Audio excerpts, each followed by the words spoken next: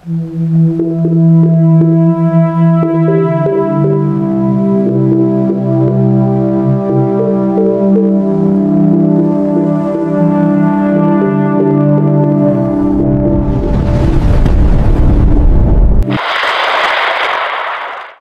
po ay magbibigay tayo ng update tungkol sa dalawang bagyo na mino-monitor natin, isa sa loob at isa sa labas ng Philippine Area of Responsibility.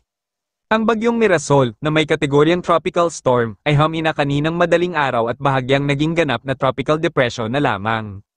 Gayunpaman, inaasahan pa rin natin na ito ay lalakas muli. Huling namataan ito sa labas ng ating PAR, sa layong 365 kilometro kanluran ng Calayan, Cagayan.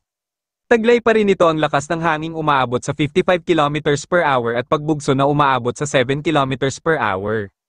Kumikilos ito pa kanluran-hilagang kanluran sa bilis na 35 km per hour na nagpapalakas sa hanging habagat na nagdudulot ng maulap na papawirin at kalat-kalat na pag-ulan sa kanlurang bahagi ng ating bansa. Dahil sa papalayo ang bagyong Mirasol, inaasahan natin na posibleng makaranas tayo ng maaliwalas na panahon bukas ng umaga dito sa Luzon. Patuloy pa rin ang pag-iral ng hanging habagat na nagdudulot ng mga pulo-pulong maulap na papawirin at kalat-kalat na pag-ulan. Base sa latest track ng bagyong Mirasol, nakita natin na ito ay nakalabas na ng ating PAR kaninang 8 AM.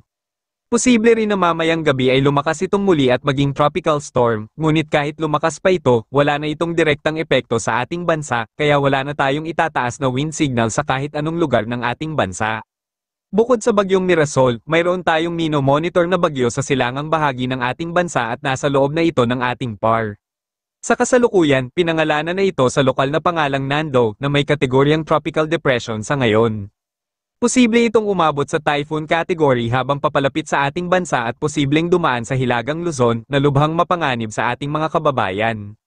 Base sa latest track ng bagyong Nando, pagsapit mamayang gabi 8 PM, posible itong lumakas bilang tropical storm category hanggang pagsapit ng 8 AM bukas ng umaga.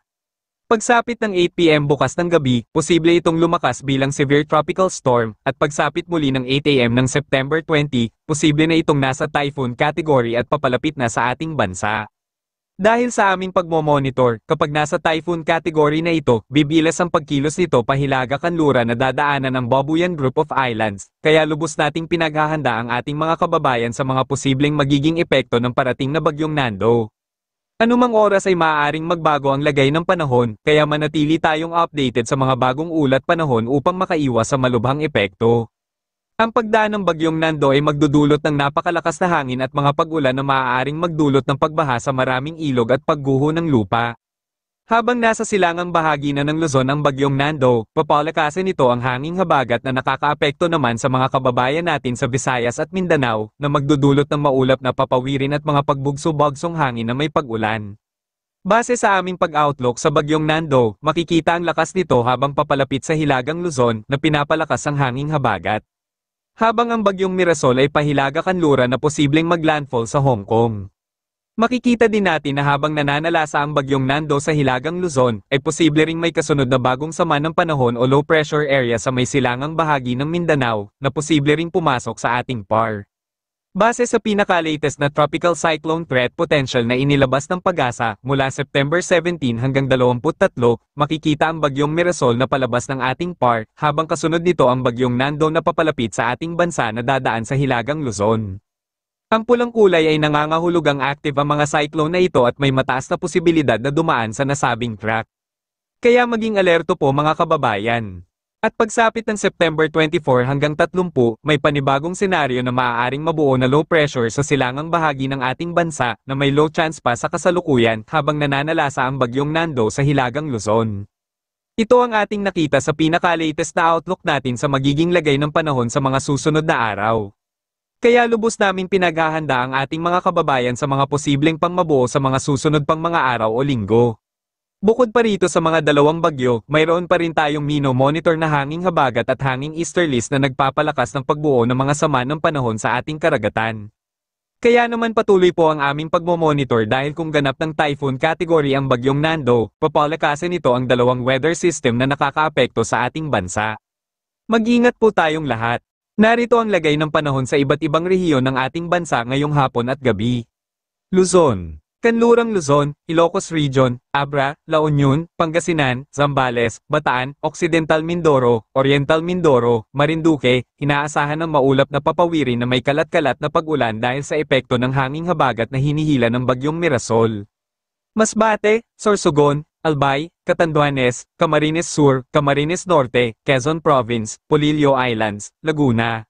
Bulacan, Nueva Ecija, Nueva Vizcaya, Quirino, Aurora, Isabela, Cagayan Valley, Kalinga, Ifugao, Apayao, inaasahan ng improving weather na may bahagyang maulap na papawirin na may isolated rain dahil sa localized thunderstorm. Batanes at Babuyan Group of Islands, maulap na papawirin dahil sa epekto ng hanging easterlies at sa paghila ng bagyong Mirasol sa hanging habagat. Manatiling alerto sa mga biglaang buhos ng pag-ulan. Bukas, inaasahan ng improving na lagay ng panahon at posibleng makaranas ng mainit na panahon sa Luzon, Visayas, Antique, Iloilo, Guimaras, maulap na papawirin at kalat-kalat na pag-ulan. Aklan, Capiz, Negros Occidental, Cebu, Negros Oriental, maulap na papawirin na may localized thunderstorm sa gabi. Silangang Visayas, maulap na papawirin at kalat-kalat na pag-ulan. Maging alerto sa mga inaasahang maulap na papawirin at localized thunderstorm na nagdudulot ng biglaang buhos ng pag-ulan. Mindanao. Inaasahan ng improving weather dahil walang mino-monitor na makakapal na cloud cluster na nagpapaulan sa Mindanao. Patuloy pa rin pong maging alerto dahil bawat oras ay maaaring magbago ang lagay ng ating panahon. Palawan. Inaasahan ng maulap na papawirin at kalat-kalat na pag-ulan dahil sa bahagyang paglakas ng hanging habagat. Karagatan. Walang nakataas na gale warning sa kahit anong baybayin ng ating karagatan. Iba yung pag-iingat pa rin po sa mga nais pumalaot dahil sa inaasahang bahagyang pagtaas ng alon sa kanlurang bahagi ng Luzon dahil sa bagyong Mirasol. Kapansin-pansin na rin ang pagtaas ng alon sa may bagyong Nando. Para sa mga karagdagang impormasyon, mag-subscribe po kayo sa aming YouTube channel para sa bagong ulat panahon na aming ilalabas at sa magiging lagay ng panahon sa mga susunod pang mga araw. Ingat po mga kababayan!